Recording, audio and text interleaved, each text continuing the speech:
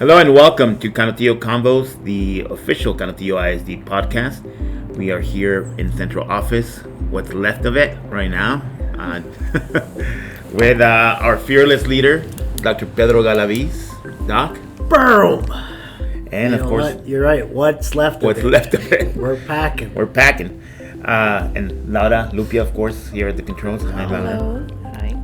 I'm Gustavo Reveles, the Director of Communications for the school district. And Doc, we're a busy bunch lately. We are packing because we have to move offices in order to accommodate growth here for TechStot. And of course, we have the bond coming up on Bond. Saturday. The bond. Bond 24. Bond 2024, and this is something that's been really taking up a lot of our time and efforts and making sure the community is well informed and well versed on what's on the ballot, what it means to them, providing them facts and figures, despite what people might say that we're advocating. We're really just providing facts and figures. And it is effort that's tiring and it takes a lot of us. Well, it's a lot of work. It is a lot of work. It's a lot of work because, again, you're as you said, you have people that are saying things that are not factual. Right. And have never came. Have you got a call from them? No. I haven't got a call from them. No. About what's gonna actually happen or what's this bond about and your property taxes and how they like to sit, and that's what again, to me, that's what's wrong with social media. Is anybody, these bloggers, as you will, can just say whatever they want, blah blah blah, and I don't care where you're from. I.e. UTEP, and you want to talk and talk and talk, and I don't understand that, because it's like, why would Dr. Wilson want a professor when 84% of our kids go to UTEP? Yeah, it's and it's important that people get the facts and that they understand what this means when they go vote, and if it's something that doesn't benefit their family, that they vote for their family. We're not telling them to talk about the blogger. I don't want to give any of those people any sort of breath, because it's really not worth it. Their aim is not to really make improvements to the district. It's to disturb and create chaos, and I don't want to give them any fodder. I don't really want to give them any fodder. I agree. And they exist in their world, and good for them.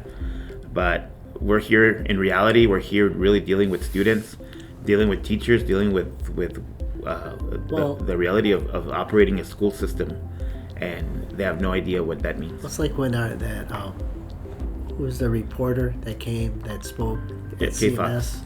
Yeah, was that K-Fox? K-Fox, Ford, yeah. And those students expressing themselves on, like some of her questions is like, what do you do? Do you want your principal, what did she ask me? Do you want your principal worrying about, the repairs of the school, putting duct taping a pipe, or do you want, how does that make you feel? Or we, that one lab where there was no water. And they're dissecting rats right now, and they don't even have water there for it. Yeah, so the kids have to go outside or go get water. Yeah. But because of that rock star teacher, she's not going. She makes do for what she has when she shouldn't have to. Well, the way I've been putting it for years, Doc, is letting people know that we have top-notch teaching and learning happening in our classrooms. Yeah. Just the best in the region, and that's not just me being hyperbolic here. It's proven. What's hyperbolic? Meaning like grandiose, meaning like what I'm just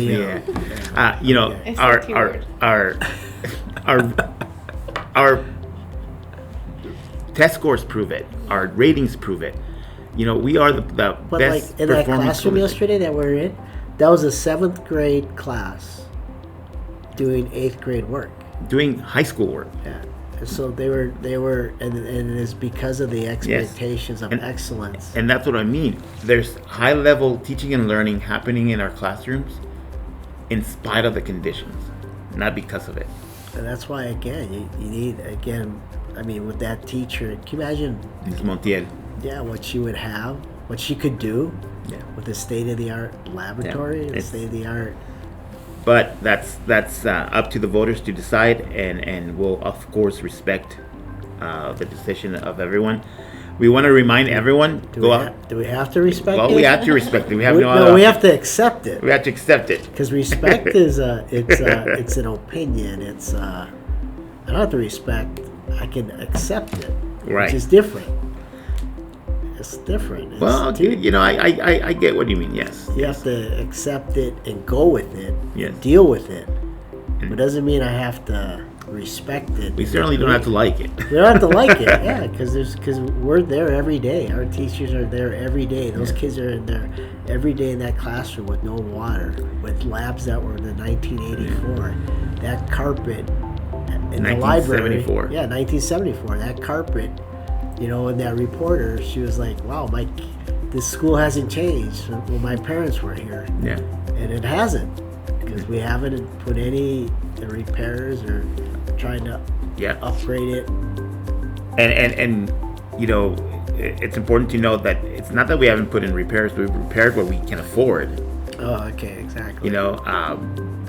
But we can't afford much. Our budgets, even when we were with a balanced budget and everything, we don't have, maintaining these campuses takes millions of dollars. People don't realize that. You can't repair. You can't put in the budget $5 million to replace the HVAC and replace the roofs, or $15 million at Northwest Early College. What it's going to take to. Yeah, it's not a matter of, well, you should have taken care of it. That's what we hear all the time. You should have taken care of that. Like, how do you budget $500 million? Oh, it's a lot of, the word, this isn't like running your home. But even when you run your home, you're gonna have your water heater go out. You're gonna have repairs. But when our water heater goes out, it's for it's for millions of dollars. Millions of dollars. It's not. Again, that's why some of these people that think, like you say, that say we mismanage, and it's like, you know what? I mean, we've had a balanced budget for years, and this year we don't. Obviously, we're not the only school district in the state to be facing this. State or the region. Wasn't there yesterday that our sister district down the road? It's also they're gonna be closing schools, and because of low enrollment and we're all facing these issues. There's low birth rates in El Paso. We're fortunate enough that our district experiences growth. That we could capitalize on that. We just need to make sure that we have a plan for it, and we do. We just need the public. One of the things that you keep saying, and it was a very aha moment, where you talk the differences of being in a deficit and a difference between in debt. Can you elaborate hyperbolically on that? Confused. Yeah. Well, so there's a lot of people that say, like, some of the arguments people are using is like, you want to go into debt when you have a deficit of blah, blah, blah in the budget. Well, the deficit, people equate a deficit with debt. And that is not true. That's, when you have a deficit, it only means that you won't budget that amount for next year. It's not lost money. It's not money we owe. It's money we won't have to budget. So it's not debt. We don't owe $9.9 million for next year. We won't have that money to budget. And if we need to make sure that we know the difference. Debt? And a debt is money we owe because we took out a loan, we took out a bonds. And while we do have debt, of course, every school district in the state has debt. There's no, despite what some of these people. You bought a house, right? Yes, I did. You have debt. Yeah, and tons of it right now.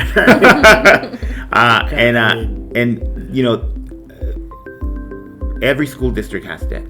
Every single school district. People that say, like, why are we taking on more debt when we still have debt? That is the system that, unfortunately or fortunately, we're serving under. And that's by design from the state. That's part of the deal. Fortunately, we have a great credit rating. because Canutillo has done a good job of managing its debt. Canutillo has gone above and beyond in paying off its debt. Well, that's why our bond capacity is. It's what it is. But it's not what it is. It's our bond capacity is greater than EPISD. Yes. It's greater than some of the other ISDs. These big three. Big school districts. Yeah. Yeah, because of we've been taking care of it. We've been paying our debt down. We've been every time we have an opportunity, we've been again, okay, let's use this money to pay off more debt, for the last since I've been here, going on 11 years. Yeah, so we've been good stewards. Wow. I never heard Laura speak. When I said I've been here 11 years, she goes, wow. You know, and that's, we have been good stewards of public funds in that regard. We have been good about our debt. We have been paying it off in a manner that is beneficial to the school district and the taxpayers. That's something that needs to be out there, something that people need to understand. And that's resulted in the highest credit ratings for a school district in the region. Yeah. Again, and we can take advantage of those when it comes time to sell bonds. So we can take that, blogger. But Why don't you blog that? Yeah, well, they won't. But no, he won't. No, they won't. Or she won't, or whatever won't, whoever won't. Okay. But you know, people will go out on Saturday, May 4th, this Saturday, and vote. It's the last date of voting. We have 5 voting locations within our district. People can vote at any of these, and let me name them, Doc. It's the El Paso County Northwest Annex on Vinton Road, Canutillo Middle School on Bosque Road, Canutillo Elementary School on Canutillo Avenue, Fire Station number 2 on Borderland, and Reveles Elementary School on Paseo del Norte. Say it again. Oh, he's testing me. Yeah. El Paso County Northwest Annex on Vinton. Yes. Across from the village of Vinton. Across from the village of sheriff's Vinton. office Yes, is. right. Canutillo Middle School. Yeah. Canutillo Elementary School. Fire Station number 2 on Borderland Road, and Reveles Elementary School. Yeah, those are the 5 within our boundaries. Of course, there's elections happening in San Elizario and Horizon City. If you happen to be over there and you're a registered voter in Canutillo, you can vote over there as well. Oh, they can? Yeah, you can vote in any polling site that's open. Oh, okay. But I didn't know that. Yeah, that's a new rule. So you can vote in any polling location.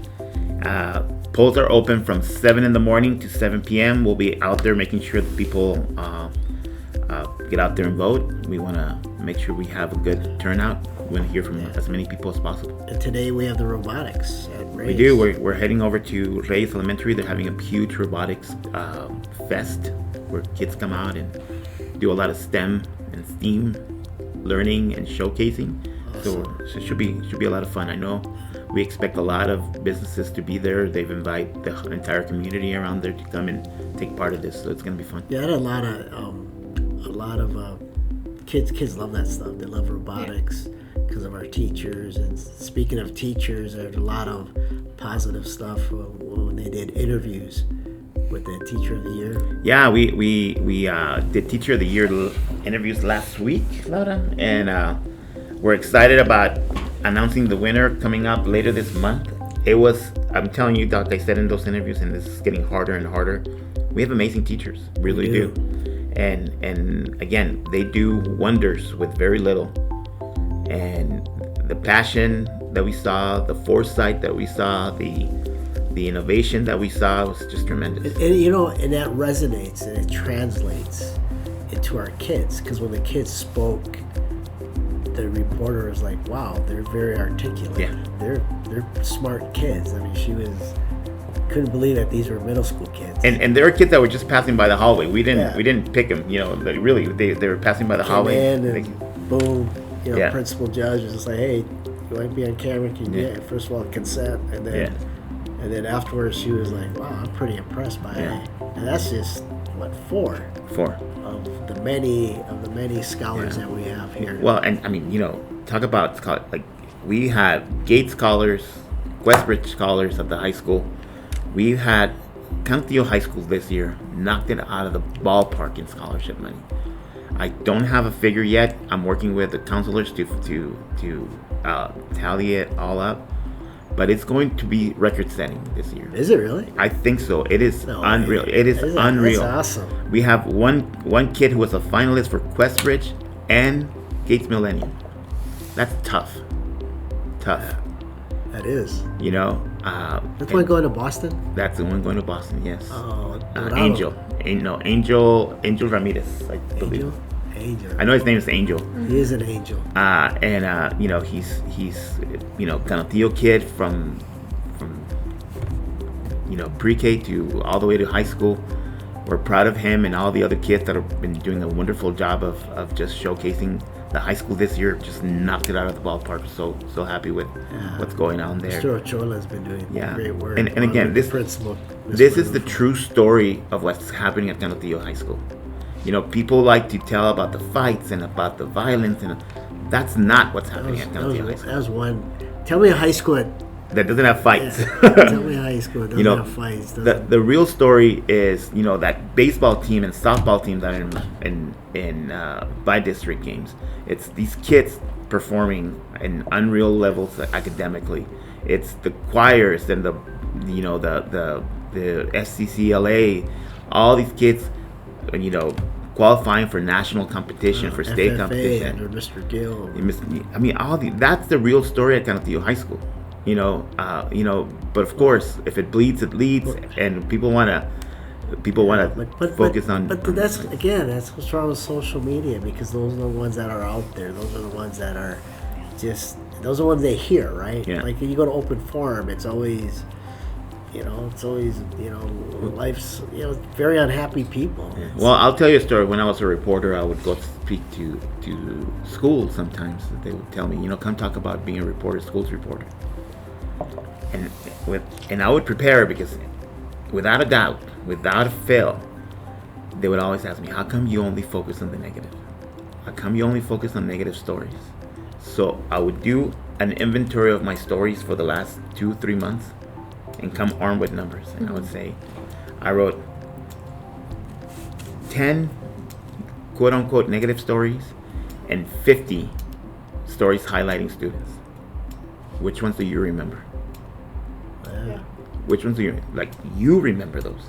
I wrote more stories about positive things happening, but you don't remember them. You didn't read them. You only read the negative ones. Yeah. So don't blame the reporter. Blame yourself. What are you looking for? Also, what I'm hearing. So I need to reflect on myself, is that I'm hearing versus listening and understanding.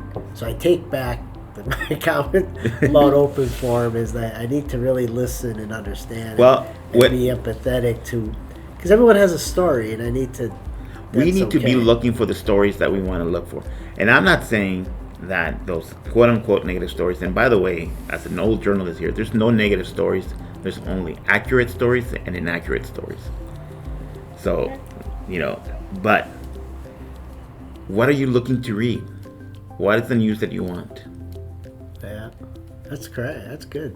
That's really good. That's a very hyperbolic statement. And unfortunately, the public normally wants to focus on if it bleeds, it leads. Yeah, but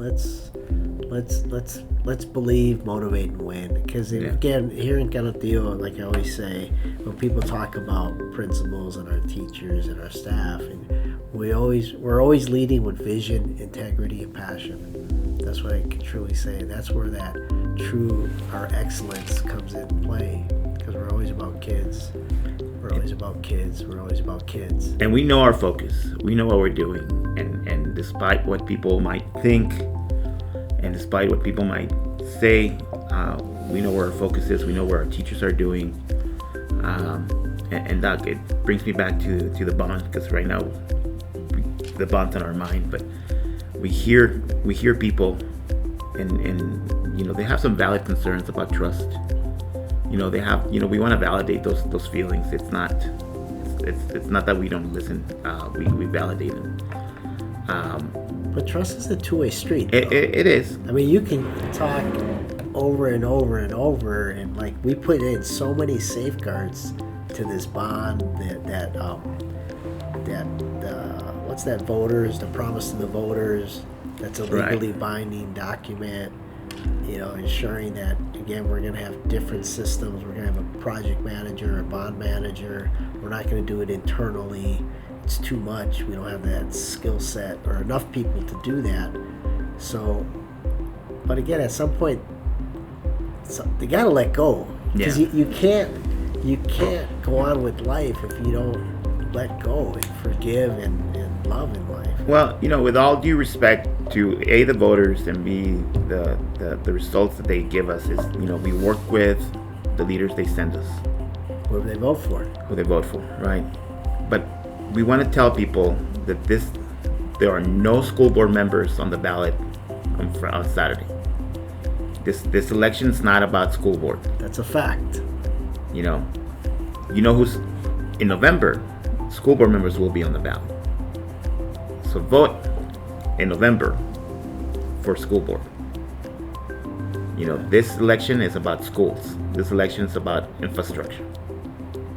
You know, so safety. We need to separate those two things and vote. And yes, we understand that the school board manages and approves contracts and funds and all that. But if there's a concern, then let's address that in September. November, sorry. You hyperbolically got your months wrong. But all right, so we're running a little long. We gotta go to RES.